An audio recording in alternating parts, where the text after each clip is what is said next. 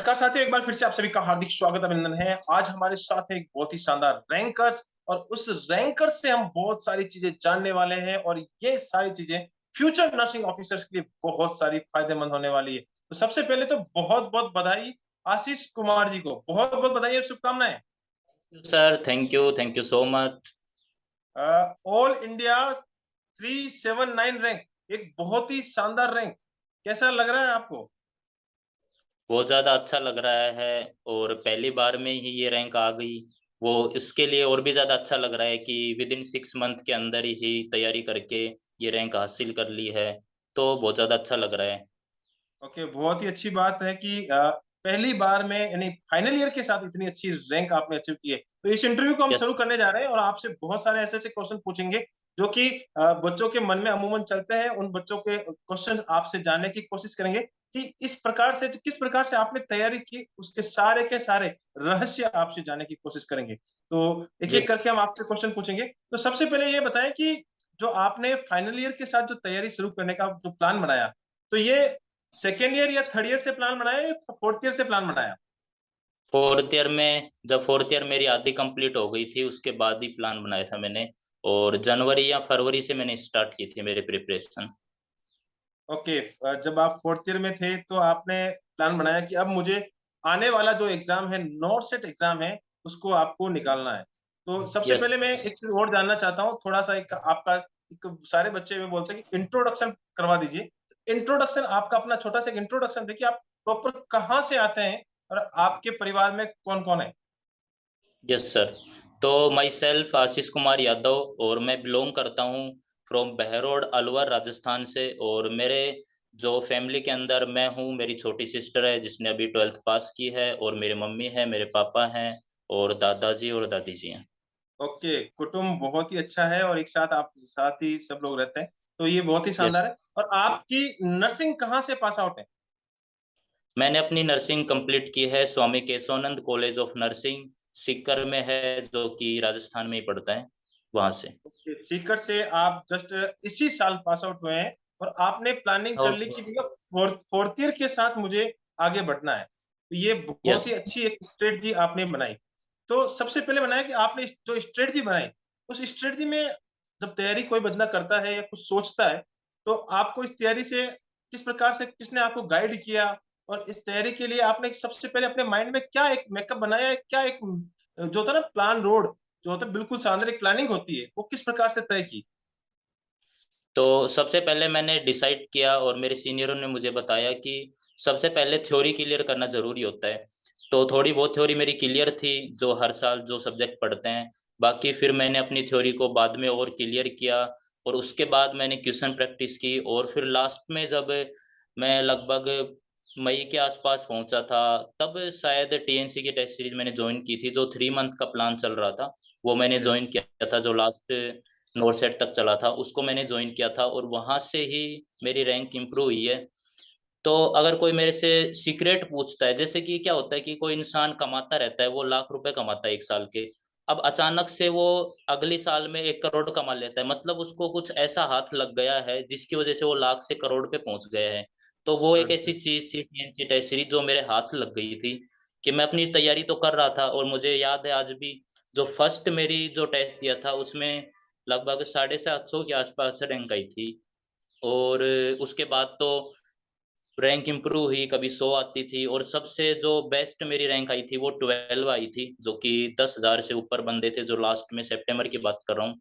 और कभी कभी खराब भी होता था, बट ऑल ओवर जो मैंने अपनी जो सीक्रेट का जो राज है वो टीएनसी टेस्ट सीरीज से ही है, क्योंकि इसमें हर टाइप के क्वेश्चन मिलते हैं।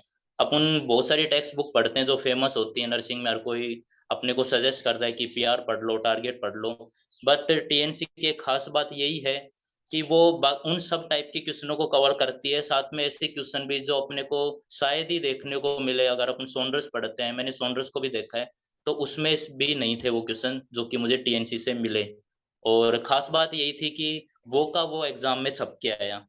ओके, ये बहुत सब। ही सबसे जो लास्ट में जो आपने बात बोल दी कि सारी गाइडों को कंगाल मारा लेकिन क्वेश्चन कहीं नहीं मिला, सिर्फ एंड सिर्फ हाँ। आपको एक जगह देखने को मिला था, वो है टीएनसी की क्लासेस के टीएनसी अंदर, और टीएनसी के एप्लीकेशंस के अंदर, और वही चीज यस आपको एग्जाम में देखने को मिली। तो बहुत ही बिल्कुल, अच्छी बात क्योंकि है।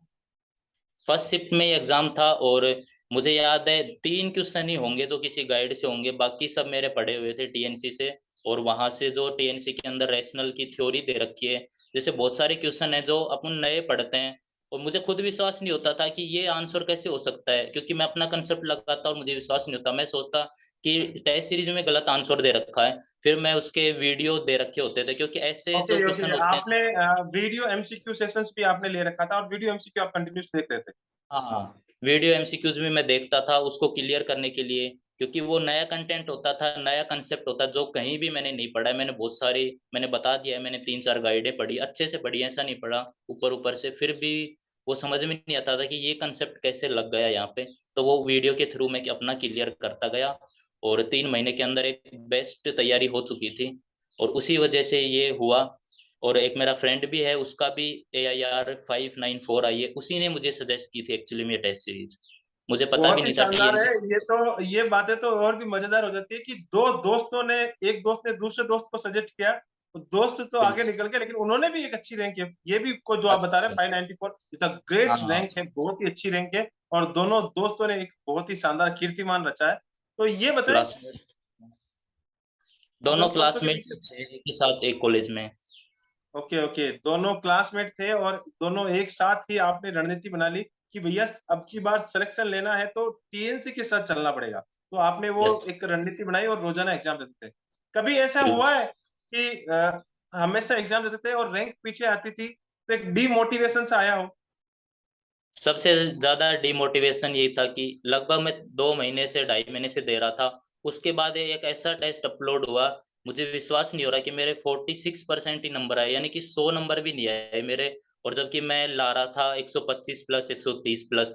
उस दिन ऐसा लगा कि पता नहीं क्या होगा, अगर सेम के सेम इस तरीके का पेपर आ गया तो पता ही नहीं क्या होगा। बट उसके बाद मैंने सोचा कि अपन इन क्वेश्चनों को, फिर उसके बाद मैंने उन सारे क्वेश्चनों को पढ़ा अच्छे से कि ये ऐसी क्या चीज रह गई थी जो मैंने नहीं पढ़ी थी। हर टेस्ट में ऊपर जा रहा हूँ और ये ऐसा टेस्ट क्या हुआ ऐसा। तो उनको सब मैंने क्लियर किया और अपने आप को वापस से यही किया कि हाँ, और ज्यादा अगर ऐसे नए क्वेश्चन आएंगे उनको अच्छे से क्लियर करता रहूंगा। उसके बाद मुझे लगता था कि इससे बाहर तो शायद ही जाएगा, और वही हुआ, इससे बाहर कुछ नहीं गया। ओके, एक चीज और मैं जानना चाहूंगा कि जिस प्रकार से आप वहां पे एग्जाम में अपियर हुए, कौन सी शिफ्ट के अंदर आपका एग्जाम था? क्योंकि ये अमूमन बहुत सारे बच्चों के क्वेश्चन है कि भैया फर्स्ट शिफ्ट से ज्यादा बच्चे थे, तो आपका भी फर्स्ट शिफ्ट तो नहीं था? फर्स्ट शिफ्ट में ही था मेरा, और जो मेरे दोस्त है वो जो 594 रैंक आई है उसका सेकंड में था। और मतलब उसने यही पूछा कि पेपर दोनों कैसे दोस्त हुआ? अलग अलग शिफ्ट में थे? हाँ, फिर उसने मेरे से पूछा, मैंने उनको यही बोला कि टीएनसी से आए हैं मेरी शिफ्ट में, और मैंने उसको यही बोला तू यही सोच के अंदर जाना कि टीएनसी से आएगा, और मैं गारंटी ले रहा हूँ टीएनसी से।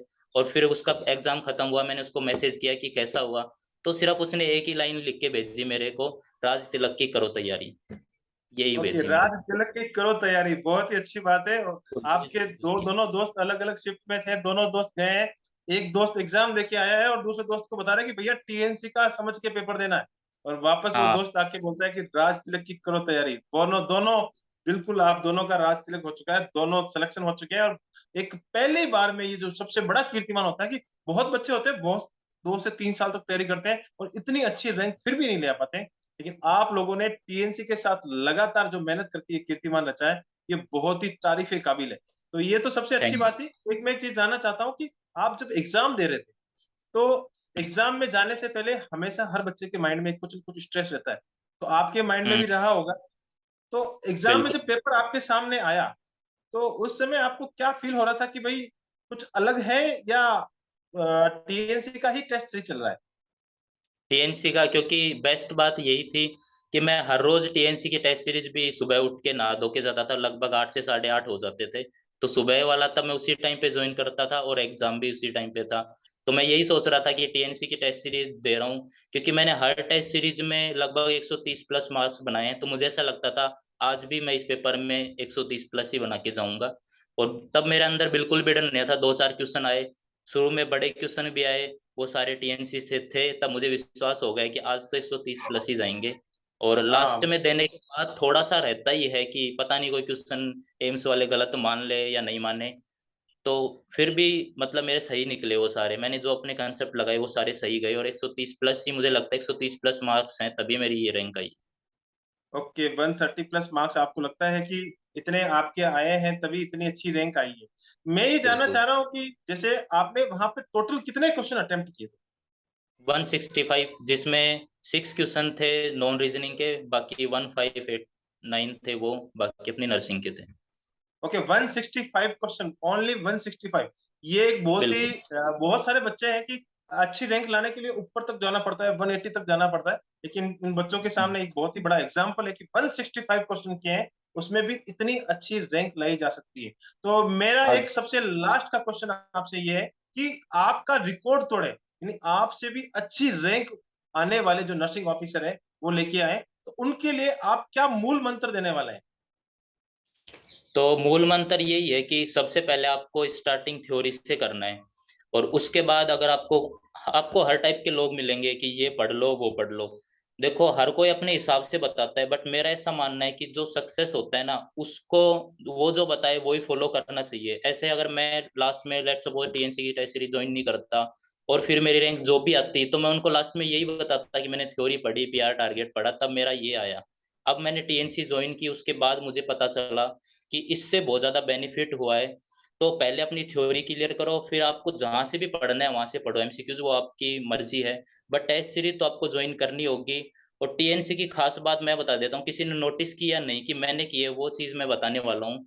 वो ये है कि इसमें आपको हर टाइप के क्वेश्चन मिलते हैं, और हर टाइप के क्वेश्चन आपके हर टेस्ट में होते हैं, ज़्यादा नहीं होते, बड़े क्वेश्चन भी होते हैं हर टेस्ट में, 5-7, 5-7, 10, फिर जैसे-जैसे आप आगे जाते हो तो बढ़ते जाते हैं। तो आपको पता भी नहीं चलता है कब आपके जो बड़े लेवल के यानी कि प्रैक्टिकल बेस वाले क्वेश्चन भी क्लियर हो जाते हैं और छोटे वाले क्वेश्चन भी क्लियर हो जाते हैं, और आपकी टाइमिंग भी सेट हो जाती है। साथ में ये है कि वहाँ पे रैशनल होते हैं, वीडियो वाले रैशनल भी मिलेंगे। जो क्वेश्चन सबसे ज़्यादा हार्ड होता है, नया होता है, उनके सबके वीडियो डाले हुए हैं। ये खासियत भी सबसे अच्छी लगी मुझे, क्योंकि नया जो रैशनल होता है उसको पढ़ के विश्वास नहीं होता, यही लगता है कि क्या पता टेक्निकल एरर की वजह से आंसर बी की जगह सी लग गया होगा।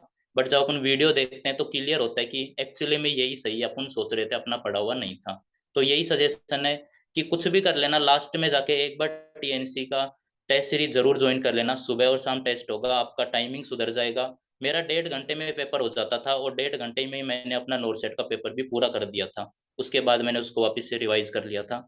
ऐसा मेरा पूरा एक्सपीरियंस यही है मेरा पूरा। बहुत ही शानदार बातें बताई है। मैंने इस छोटे से मैं समराइज कर देता हूँ कि आपने ये बताया कि सबसे पहले थ्योरी क्लियर कर लें। थ्योरी आप टीएनसी से भी क्लियर कर सकते हैं, और जहां से आप, अगर आपको ऑफलाइन अच्छा लगता है तो ऑफलाइन भी आप हाँ। अच्छा कर सकते हैं। लेकिन उसके बाद आपने सबसे बड़ा एक मूल मंत्र दिया है कि भैया अगर आपको रैंकर्स बनना है तो क्वेश्चनों की प्रैक्टिस आपको सबसे ज्यादा करनी पड़ेगी, और वो है कि आपके लिए आपने बता ही दिया, टीएनसी उसके लिए सबसे बेस्ट है, और टीएनसी उसके लिए हमेशा प्रयत्नरत रहती है। और बहुत सारे नई नई चीजें उसके साथ साथ हम जो रेशनल होते हैं वो, इस पूरे भारत के अंदर ऐसी कोई भी सीरीज नहीं है जिसमें वीडियो नेशनल दे, तो टीएनसी इसके लिए प्रयासरत है, और हमेशा एक अच्छे से अच्छा कंटेंट आप तक प्रोवाइड करने में हमेशा रेडी रहती है। तो इसी प्रकार से इस इंटरव्यू को हम खत्म करेंगे, और आज का सेशन बहुत ही शानदार रहा है आशीष जी। और आने वाले इस जो आपने जो बताए हैं, आपने जो मूल मंत्र दिया है, इससे बहुत सारे बच्चों को, यानी फ्यूचर नर्सिंग ऑफिसर को बहुत बड़ा फायदा होने वाला है। तो आज के लिए इतना ही। बिल्कुल। और आप इस इंटरव्यू सेशन को अटेंड किया, इसके लिए बहुत बहुत धन्यवाद। आप हमेशा थैंक अपने माता यू पिता सर। का नाम, अपने परिवार का नाम, और अपने इंस्टीट्यूट का नाम, और साथ ही साथ टीएनसी का नाम हमेशा रोशन करते रहें। जय हिंद, जय Bharat, and Vande Mataram. Thank you sir.